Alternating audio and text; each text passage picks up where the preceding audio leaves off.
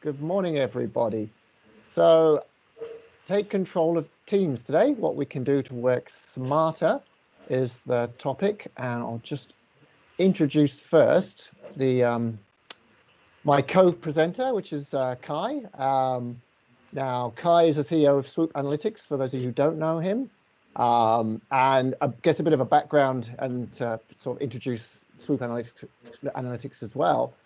I met Kjaer in Sydney about 10 years ago or so at the New South Wales Knowledge Management Forum, where he was doing some great stuff with social network analytics. So showing the sort of the value of connections between people in different organizations, what the networks meant and what the risks were of people leaving, who the most important people were, and surfacing stuff that you didn't know. You didn't really know who were the value knowledge connectors. It was really powerful stuff. And then Kjaer with Laurie in Australia developed this into a tool, SWOOP Analytics, which now plugs into Yammer, Teams, and I believe there'll be a few other things coming soon as well. And it's just really powerful. I love the way you can just see the value of conversations, and I think that's the thing that, as an ex-knowledge manager myself, just seeing how it's all about the conversation and tracking who is collaborating, who's doing well, what could we do better. And Kjaer, was in Sydney, he's now in Denmark because he decided to leave the sort of COVID-free landscape of Australia and return to Denmark for a little while. But I think now he's going to be in Denmark for quite a while. Possibly getting back to Australia might be a challenge, but it's great that he's in the same hemisphere now. So we're able to do these things in the same similar time zone. So there's Kjaer. I don't know if you want to add anything to that. No, that's pretty fine. Actually, Andrew, it seems like it was about a decade ago that we met in Sydney, and one of the things Andrew and I started to talk about was I guess I like to say we're suckers for collaboration. We have a deep passion about getting people to work better and faster together. And while we decided to focus on the technology for doing this, the enabling technology for measuring collaboration, Andrew went down a parallel but very different path, which was more on the on the methodology and the process side. So over decades of his experience, him and his partner Alistair Webb wrote a book called Designing Collaboration, which we've been big fans of here at SWOOP Analytics, and we've often been promoting the book. If you followed us on LinkedIn, you would have seen that, and promoting that to our partners, because we like the methodology that sits behind it. The fact that you can actually design collaboration. So I think there's one thing that really stood out for me. I'm a great lover of coffee, and I got for my 50th birthday a really nice coffee machine, one of those these Italian ones, and it comes with a user manual. But the reality is that if you get a user manual, which is similar as reading the instructions for how to use Microsoft Teams, it doesn't make you a great coffee maker, to be quite honest. Making that froth on the coffee is really hard. And I think what Alistair and what Andrew have done with the book is that they basically said, this is really how you make coffee. Like, this is how you really collaborate. So you have the tool, you have the instructions for how to use the tool, but now we need to turn you into barista. And that's why I really like that combination of, the measurement that we do combined with the process that sits behind what Andrew is doing with designing collaboration. And that's why we're so excited about having you here today, to give you some insights into how both the measurement works, but also what do you actually do. And so I'll hand back to Andrew. Thanks, Kjaer. I like the idea of being a barista. That gives me an excuse to not shave. I think it's going for the hipster look rather than just the lockdown, losing the plot look. So thanks. Yeah, and just I guess a wee bit of context as well for today, that we're looking at team working in Teams. We're not really going to focus on Teams as a tool, like the functions, the kind of the sort of cheat sheet. It's around the behaviors that help good digital team working and techniques that we can use that help the team. So this is I think really important that we're looking about how we as people work better as digital team workers, and also ultimately it can help reduce the risk of burnout, because I think this is something we're all facing right now by using Teams far too much. So yeah, we've accelerated. The future of work is here, kind of. Teams is the place to make it happen, as long as we work smartly. You know, the theory it's fantastic. You know, I'm excited. I think it's a great way that we can base blended office distributed work. Yeah, it does mark the end of the 9 to 5. I think asynchronous working in teams is a fantastic way to balance how we work. It's also a great way of seeing the activities of our colleagues when we can't actually see each other if we're not in the same place at the same time. There's also a huge opportunity for culture change where maybe quiet voices can be more engaged. They can actually find a way to have a voice that perhaps they might not in a sort of rather dominated meeting room. And also there's digital leadership. If we get it right, we can have empowered teams and safe digital conversations. I think this is, if we do things well in teams, this is what it can look like. And I'll pass back to Kjaer to give a bit of a sense of sort of, there's a ROI on this as well. There's more than just feeling good and team working. Yeah, one of the things I'm not sure whether you've seen this, I would definitely recommend you download it. It's called the Measuring the Total Economic Impact of Microsoft Teams. It was the Forrester report that came out in 2019. It was sponsored by Microsoft, so we probably have to take it with a grain of salt, you know, because they're supposed to be independent, I guess. But they came up with an 800% ROI on Microsoft Teams. And I've just taken it was a made-up organization with 5,000 people. So they calculate about a 30 million ROI over 3 years. And I think the distribution of where the benefits are is kind of more interesting just than the total number. And I've highlighted conversations co-authoring into that 14.3 million bucket, which is nearly kind of half of the ROI sits actually in that place that we're going to be talking about today. How do you get a team to work together? So today we're not going to be focusing on the meetings, you know, like how do you have online meetings as much, or you know, the tabs you can add or things like that. That's not really what we're focusing on today. And also the other thing that's important to remember is that when we talk about teamwork, Andrew and I, we think about a team in its, if you like, its original intent. You know, it's a small group of people that have been brought together to accomplish something. We know that teams can be used for so many other things. You can have a whole department. You know, you can even have a team with, what is it, like 5,000 people or something that you can join. But that's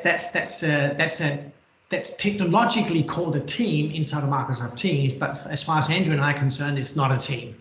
It is for us, the team today is a small group of people that have been brought together to work on an outcome. So there's a huge ROI for doing this. But as Andrew's saying, it's a huge ROI for doing it right. And it's not just the buttons we have to click on. It's that new context of us being remote, working not in the offices, and how do we actually work well together inside that platform when we are a team. Absolutely. And it sort of takes us back to like, well, what do we do wrong? And it's, yeah, as we mentioned, the future of work is exciting, but it's not all smelling of roses. There are issues. I mean, collaboration is at Teams' core, but Teams is sort of becoming the de facto work portal, which is fine. You know, it's very, very useful that we can find everything in one place. But the problem is we can drown in notifications. If we don't really know how to use it properly, we can get all these notifications and struggle a bit to actually know where things are and what are we actually supposed to be doing. The 9 to 5 has also become the 7 to 8, the 6 to 9. You know, the day is getting longer because, you know, we're sitting at home, we're spending more and more time in meetings, in Teams. It can also become hard to find specific content in threads. You know, if we're writing about things and there's something in there that we want to go back and find, when was it? Where was it? Who was in that conversation? It sometimes can be really difficult to find that knowledge that maybe would be a little bit more simple in other ways because we're using Teams for so many different things. And also we focus on features familiar to how we worked before we used Teams, such as chat meetings. We sort of replicated what we've known from, say, Skype, and we've carried on in that way. And also, lastly, we can lose the very quietest people. If we are in the office, at least we can see people. At least we can know we can go up and say hello, even if we haven't, we're not really involved with them that much. But when we're all remote or we're distributed, sometimes some people can just drop off. So these are things that we're going to actually look at and consider how we can overcome as well to help build this virtual team working. And so we're going to do a quick poll. I don't know if Kjaer, you're able to launch that. I'll stop screen sharing for a sec. It'll happen inside the chat feature of Teams. So there should be a live poll there at the moment. Hopefully you'll see that popping up. So yeah, the question is, how do you mostly use Teams? And just tick what you think. I think we can add more than one. So have a go. Let's put in some answers. There we go. Just on mine.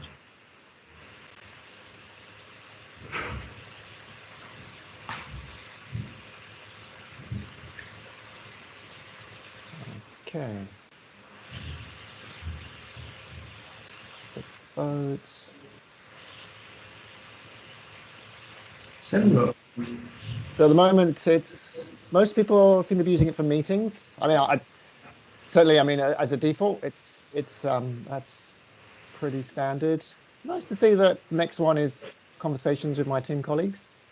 I think that's what we're really hoping to focus on today. But I mean, at the end of the day, the functionality of it's an easy way of having team meetings is certainly pretty common. And we'll look at that as well, how we can actually have fewer meetings in Teams as well. I think this is something that we can help as well, is the team working component. How can we actually use asynchronous methods to cut down on meetings? Okay, so we'll go back to the presentation. So thanks for those who voted. But yeah, certainly meetings seems to be the driver for using Teams, and not sharing interesting backgrounds. I'm very disappointed about that.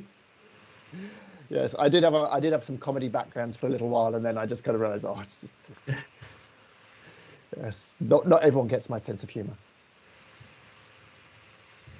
So I'll move on. So that I think one of the issues we have, and I'm talking about, we're having too many meetings, we're having too many notifications, is that we're used to using social tools, but maybe not in the way that they're built. Social tools are built as asynchronous tools, which means that you don't have to be in a conversation at the same time with somebody else. You can dip in and out. You can join a conversation. You can respond when you need to. But actually, it's not quite that simple, because let's say, take the example of Facebook. We tend to respond in a synchronous way. There's a bit of an addictive nature to it that makes us go in and check our notifications and respond and like and whatever. We're pulled in very quickly. It's not really asynchronous, because we are addicted. And I think we can apply the same logic to Teams. We see all these notifications, and they can be quite stressful. We feel that we need to go in and jump in and respond. We need to be seen. We need to be active. Perhaps we're not quite sure of the expectations of how we need to work, but we are disrupted by it, particularly with chat as well. Chat is incredibly disruptive. Kai and I were talking about this yesterday. It actually is quite annoying. I mean, it's really helpful. We can have these quick one-on-one conversations, but when chat notifications keep pinging up, it totally ruins our day if we're trying to actually focus on something.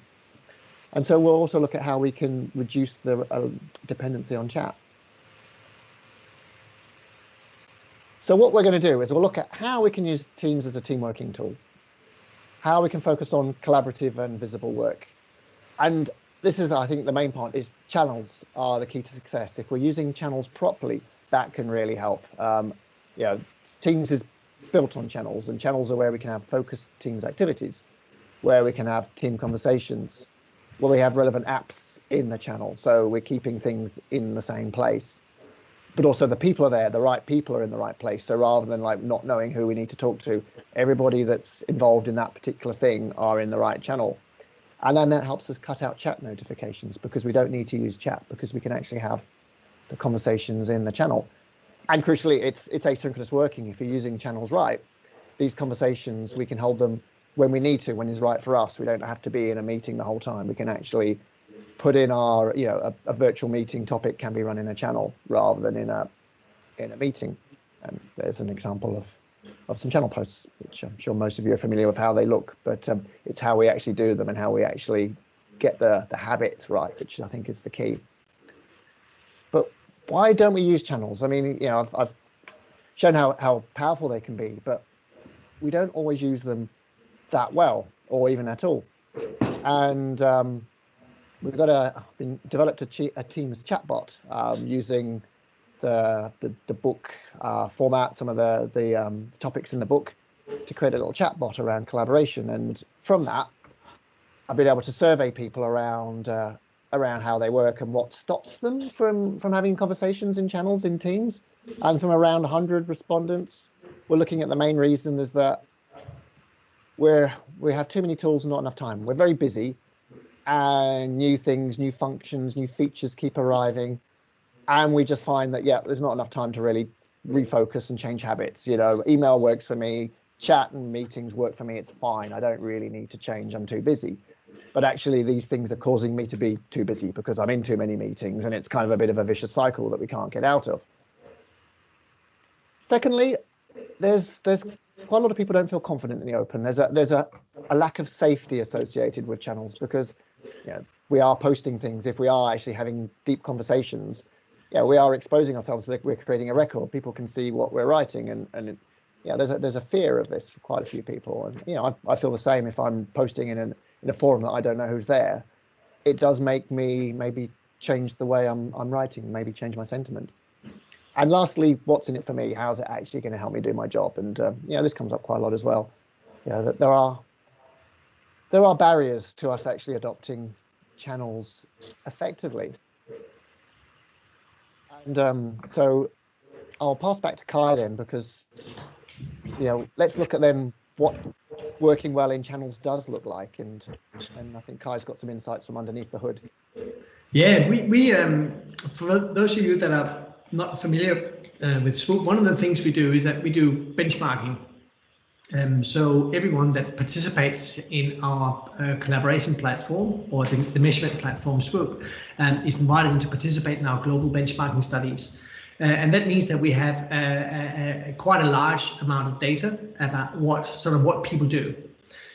We also want to find out what good looks like.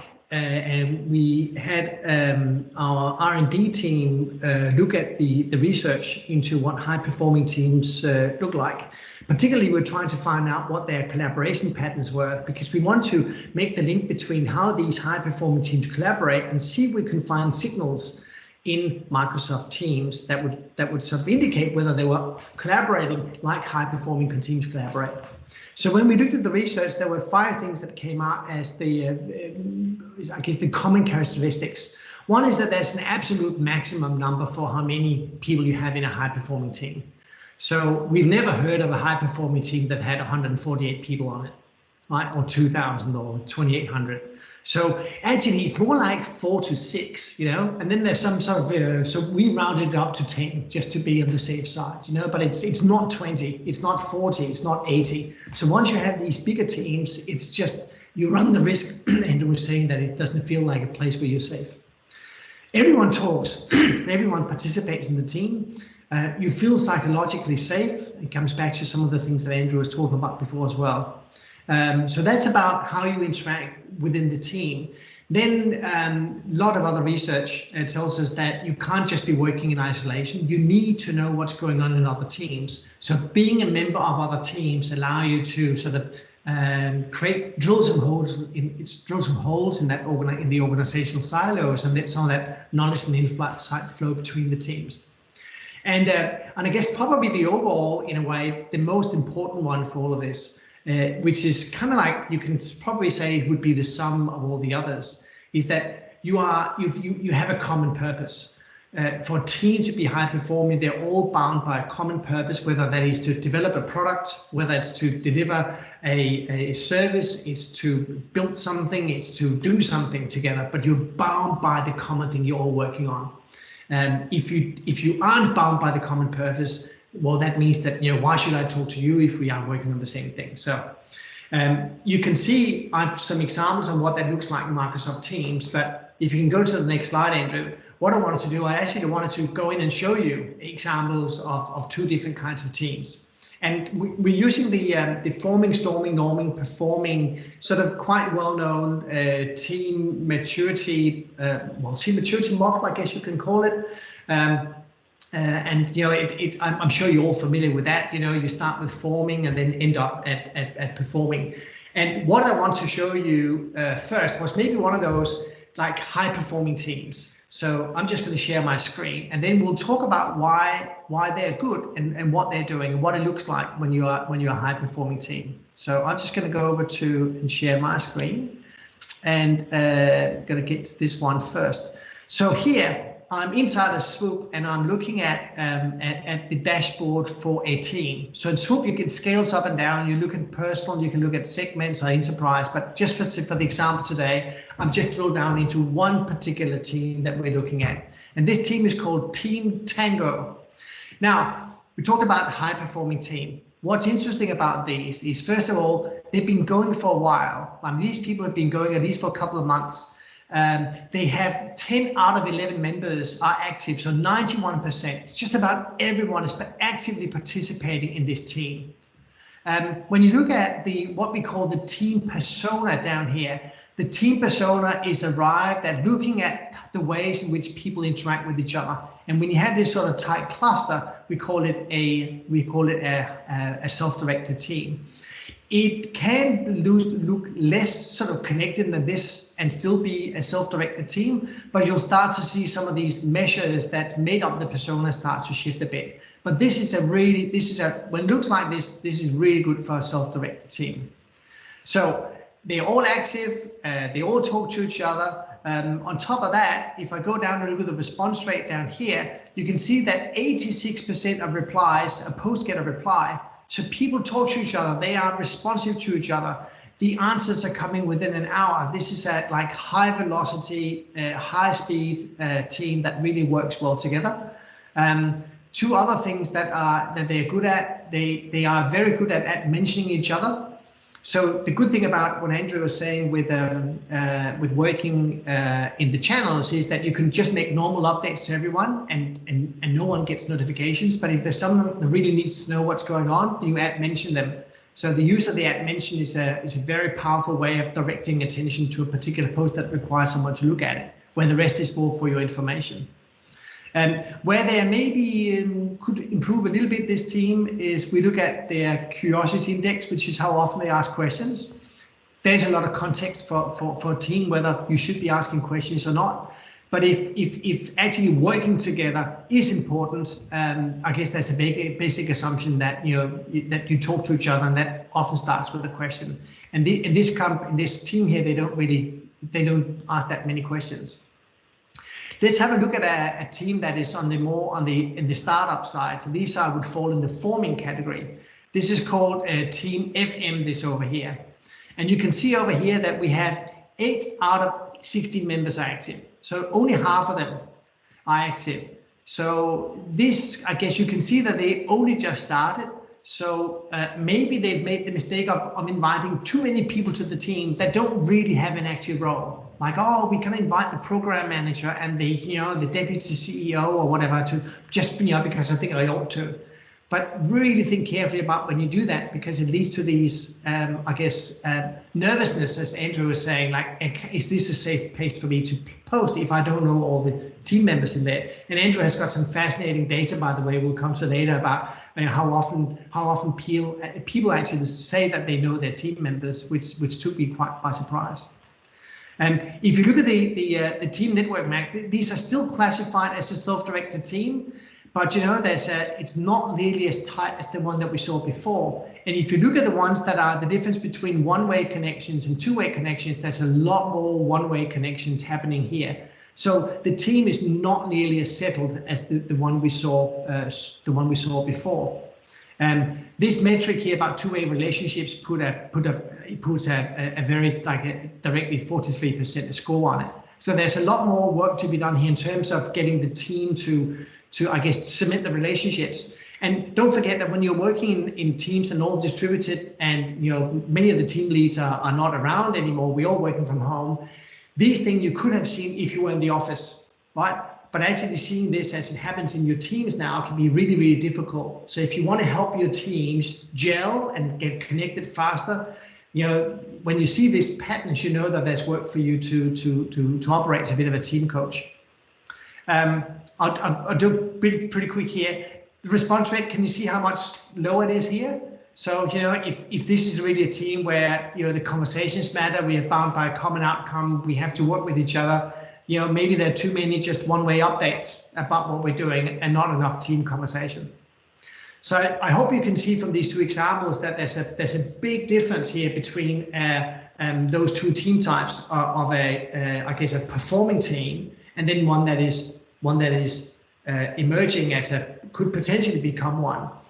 And what this team needs to do is not about features inside a Microsoft Teams. This is not about how to use files or how to add an application to a tab. This is about getting the team to actually coalesce around an agreed way of working together. And that's why I get so excited about collaboration by design and what that methodology allows you to do. So I'll back to you, Andrew, and tell us about what can we do? Like when we faced with this team that's obviously emerging and we need to get them to the performing team, what are the things that they should be looking at?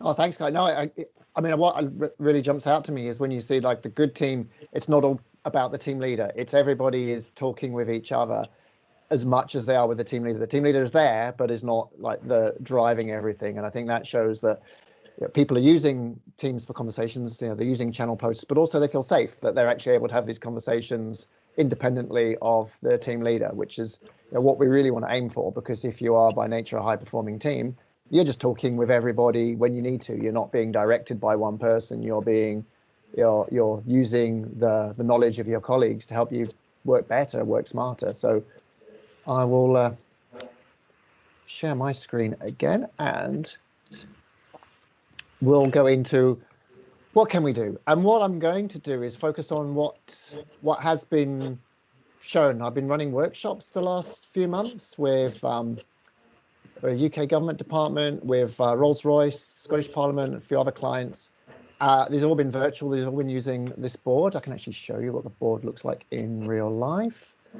So this is the board in Klaxoon, which is like a virtual whiteboard tool, but it does other things as well, like surveys and things. And it's quite nice it brings people in to interact over content. So we've developed all these cards, these little game cards, which are all based on specific strategies and techniques that you can use to collaborate better. And the workshops basically allow the participants to figure out what they want to do. They decide on their goals, what's important for them. They look at their blockers, what's going to actually stop them working in a particular way.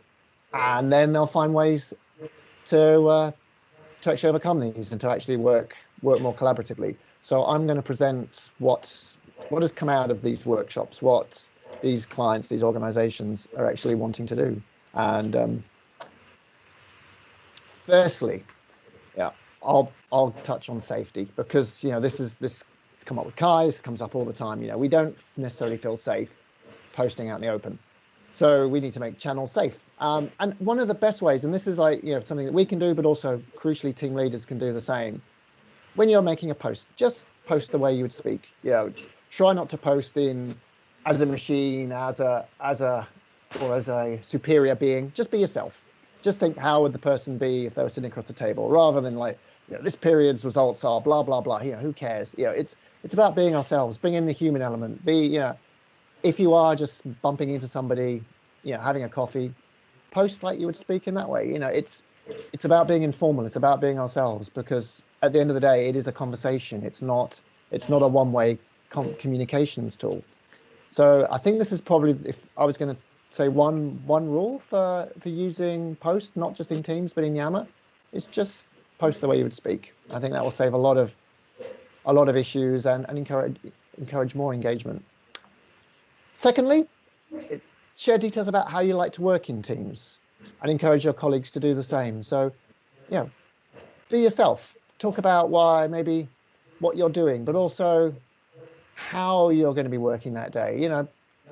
Don't be afraid to say, don't contact me this morning. I've actually got stuff to do. I've got to look after the kids. I just need to go for a walk. I just got to get out for a bit. Be open and say that this is how I'm going to be working. and set the expectations, because I think if no one's setting expectations, no one knows, and then we start just assuming that we have to be there, we have to be busy, we have to be seen, and actually we don't have to be. That Teams allows us to work asynchronously, so let's set that expectation. One of the most popular, I guess, and active channels we have within the SWOOP development team is one that's called comings and goings, and people are really just posting, "I'm out for lunch," and then they said, "I'm back." It doesn't require, and that's why you would never mention anyone. But if I'm trying to get through to someone and I can just go in and say, Paul is having lunch at the moment. It's just a really simple little thing to do. And yes, I know you can go in and put it in your calendar, but you never have lunch the same time every day, right? So it's a really quick way of telling people what you're doing. Absolutely, and it's empowering the team members to say, I'm not here, and that's okay. Rather than an expectation that everyone has to be there all day long. We more than ever now. It's really important that we actually create this time that we're not at the computer, that we are actually, not just for exercise, but actually to think, to process things. I think one of the other things I've been seeing in a lot of workshops is that one of the big risks is that we're not having time to reflect. There's a huge focus on delivery, that we're just doing work, we're delivering, and we don't stop to go, actually, are we doing this well? Do we need to be doing this at all? I think because it's hard to actually stop when we're all working in different places, and we're just carrying on with the meetings. We're just repeating things, and I think there's a big risk that we're actually, the quality of things might be affected, but also we're doing stuff we don't need to do. So have a think about how we can actually create this time for reflection. I think that's just so important right now. So also, another thing that's been coming up quite a bit in the workshops is how we can make things safe. Perhaps we need permission to collaborate. Make it safe by having a token, whether it's virtual, physical. We can have a safe to speak hashtag, which is just a nice way of saying I'm empowered to have a say. I'm empowered to say about something that maybe didn't work. We need to surface things that aren't working as well as the things that are working. And again, this comes back to are we reflecting on things, or are we just kind of pushing on regardless? Next, I'd like to look at some asynchronous habits that we can form, and some of the really simple way of starting some asynchronous habits is just using the good old app mention. It's a really powerful tool, and all it is, it's just app mentioning your colleagues in a post, whether it's the whole team. And Teams, it's very nice. You just type @team, and then it just app mentions your whole team, or specific people you want to bring in the conversation. And this ties into some research that Kjaer did at SWOOP around what app mentioning actually means in a post. And perhaps you want to talk to this one? It's really powerful. As you said, use it with individuals. I would be really very much not encourage you to mention the whole channel, because then you're back to chat. Everyone must know this thing because I think it's important for everyone. It may not be so important for the recipient. So really, it's when you want someone to do something, it's probably the best, or draw their attention to something that's important for them to look at. That's when you use the app mention. And it shows you get 73% more replies if you app mention. So it's not just a way of actually getting someone's attention, but also it builds a conversation, it builds a thread, and that's what we really want to see. Just very, very simple. Just app mention the name. If you're not that familiar, it's what social media tools are built on, and it's not a social. We're trying to make the point. It's not actually a social feature. This is a core collaboration, a core team working feature. It's just starting a conversation, and it's really, really important. Next, around asynchronous habits, perhaps looking at different ways we can run meetings. So virtual stand-ups are great. They're really important because we get up and we talk about what are we doing, what are our barriers, so that the whole team has awareness of what we're doing and there's opportunity to help each other. But that doesn't have to be in a call. That can be done in a thread, and that could be perhaps scheduled over a whole day rather than it's a half an hour thing that's booked into our calendar. And that's fine because they're not usually that long, but it doesn't have to be a half an hour meeting. It could be something that we could actually write a post at a time that suits us, and then we can go in and read everybody else's responses at a suitable time, and then we might have more time to actually respond and help people out because we can dip in and out when suits us. And it's just, it can be just something very simple. It can take, just a minute to write down, this is what I'm doing. These are my barriers, but also, can add in what I'm doing. I'm out for a walk around midday, so leave me alone. It's just starting to get in the habit of using channel posts as a way of interacting with our colleagues.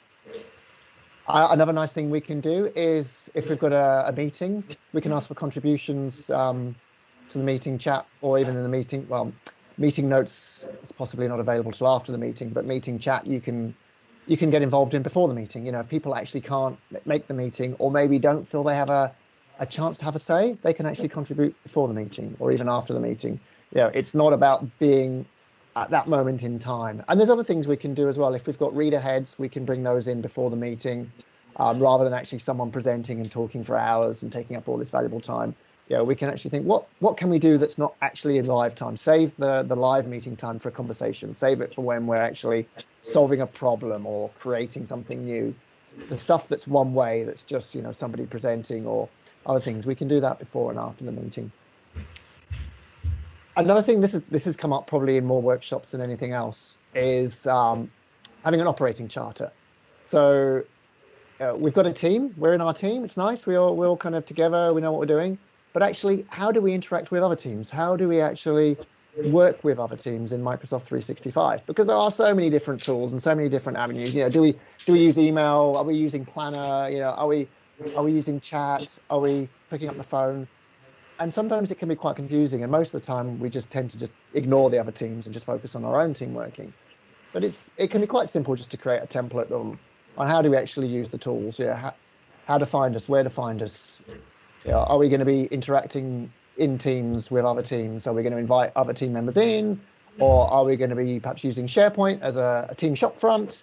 Are we going to be interacting in Yammer communities? Are we going to be using Planner to coordinate tasks with other teams? Have a think about what actually, as a team, you want to collaborate with other teams and get an agreement between you, because sometimes we forget the other teams. When we're not seeing each other, we can forget how to interact with other people, and we just look through a lens of our own way of work. And a charter doesn't have to be a big, complicated thing. It can just be a simple few lines in a wiki or something. This next thing I think is really quite empowering for a team as well. This comes up a lot in workshops too, is to create a user manual for your team. So each team member sets out conditions they like to work in, the best way to contact them, things they love, secret skills. So it's just a way of saying, I like to work in a group environment. How to communicate with me? Pick up the phone. I like to be contacted spontaneously, or it might be just get me in the channel. Whatever you prefer. What's your own preferred way of being contacted? How do you like to receive feedback? Skills I'm most proud of. Things just to start setting out yourself as an individual and your preferences, because otherwise, without doing this, the expectations aren't there. Maybe we make our own false expectations, and it can then make us more stressed because we feel like, I should be here, I should be in this channel, I should be available, I should be in this chat. It's like, this is about more trying to be ourselves. So that's kind of like the sort of the habits. I think now to try and close this out is like, what can we do? What rules can we actually then implement to help avoid proliferation and chaos? What governance is key for good team working and for keeping control of teams? And as Kjaer mentioned before, keep team membership low. We've seen that teams that are more than 10, the collaboration doesn't really happen very well. People aren't interacting with each other. But also, make sure everyone in the team knows who is a member. So this has come from the chatbot as well. One of the questions it asks is, do you know who's in the team with you? And this is quite surprising that nearly 40% of respondents said that they only know some of the people in the team. And to me, that is not a team. A team is something where you know who is there, what everybody's doing, you know your role, you know their role, you know how you're interacting. So this is something that we really need to fix, because if we don't know who's there, we're not going to work as a team. And perhaps this is as a result of teams being too big. They're not actually teams, maybe they're forums. So keep membership low and know who's there. And this next slide, I think, says it all. Kjaer, would you like to talk to this, because this has come from your findings? Well, there's so much work done around cohesion in teams and how important cohesion is. And cohesion, we measure that by how many relationships are what we call two-way connections. So if I, with you, Andrew, if I talk to you or I post and you reply and you post and I reply, then we have a two-way relationship. And the bigger the team gets, the more these just drops. And that's what you're seeing. It's literally impossible. If you look at imagine a matrix that have got 10 times 10 matrix, right? Now that's a big team. Now if you counted all the little cells in that matrix, you would have 100. So if you take the diagonals out, it's 90 relationships, right? That's almost impossible. If you're 4 people, it's 16. It's only 12 relationships if you're 4. So every time you add just one more person, this problem gets bigger and bigger and bigger. And with 10 people, it's literally impossible for everyone to have two-way relationships with each other. So you really got to think about this kind of, do you really need to have these people in the team? And the moment we start to lose those two-way conversations, the trust starts to go down with the team. And then that impacts our ability to execute at speed. I love the way you mentioned trust. I think that's just the key, isn't it? That's the secret sauce, isn't it? Is that the lower the number, the more trust there is, because we know who's there, we know who's seeing it, but also we know these people. We trust the environment we're in. So yeah, powerful, really, really powerful stuff. Secondly, create channels for specific topics, tasks, and deliverables. So think about how you want your team to be structured and create the channels that we need to deliver what this team is delivering. One great channel to have in as well is a problems and ideas channel, something that's maybe slightly different from normal team working rules, where we can post what sucks, what's annoying us, what are the issues, but also have the ideas in there. So anytime we've got something that's a bit of an issue, that goes into a problems and ideas channel. And have channels around also what we're actually doing as a team. What do we deliver? Are we a project team? Are we a process team? What does this involve? And break it down into these team activities and have channels around that and have the right people in these channels and then have these conversations in the channels. So then who's going to be there, what the topics are. It makes it easier to know where to post, but also it makes it easier to find things. If we're trying to find some content, what's that about? Oh, that will be in the in the client channel, and also then we'll know who the right people are in there, so the right people will see that content too. So it's having the right people in there. We can see who is in the channel through the channel info bit of Teams, and also through that you can see who's inside the team. You can see who's actually from. Maybe externally, you can invite external people into your channels. So perhaps we can even have a channel that's for working with a customer. We perhaps have the customer involved in that channel. And then lastly, the third rule, keep Teams for regular team and project work. And this is obviously quite a big issue. Where does Teams fit with Yammer? It's something that even Microsoft sometimes struggle to communicate. Keep Teams for your regular teamwork, your project work. Yammer for broader interests. Topics that are beyond the immediate scope of the team are perfect for Yammer. And likewise, as we mentioned, if your team is big, if it's like more than 10, 15, 20 people, is it actually a team? Is this maybe more of a community, or is this more of a forum? Have a think about what the purpose, why you're in that team. And perhaps it might be more appropriate to be in Yammer. And it's so easy to have Yammer in Teams anyway, because you can have the communities app straight into Teams as well. So it's making it easier to dip in between Teams and Yammer, so we don't necessarily have to go somewhere else, but we're actually going to be using Teams a lot better by separating the more random conversational elements. So I think about done. So there's the final slide. So thank you everybody for being involved and contributing. And if you there's a few things there that if you want to try, Kjaer's got a free trial of SWOOP for Teams. Can I just say, I fell in love with the little Botley, your little Botley chatbot thing. Can you just I think people would love to see how that works because I fell in love with it, and I'm wondering whether we got a couple of minutes if you can just show how you can sort of ask the bot questions about how to improve collaboration. Yeah. No, hopefully can you see that there? Yep. Okay, so this is this chatbot that's in Teams. It's just a series. All that's really happened is just taking some of the content from the books and some of the workshop ideas. Looking at what's important for you.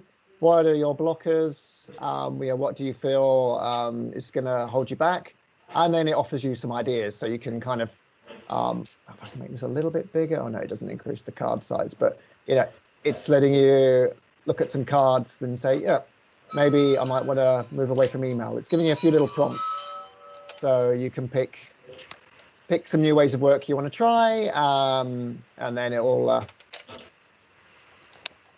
then show you up something else. It's going to show you some tactics now. So you can think maybe based on what your scenario is, perhaps what's your team's purpose, use a safe to speak hashtag, solve problems instead of repeat agendas in your meetings, post about what has changed for you. Just a few little ideas that you can, just to prompt you to do some different ways of working in Teams.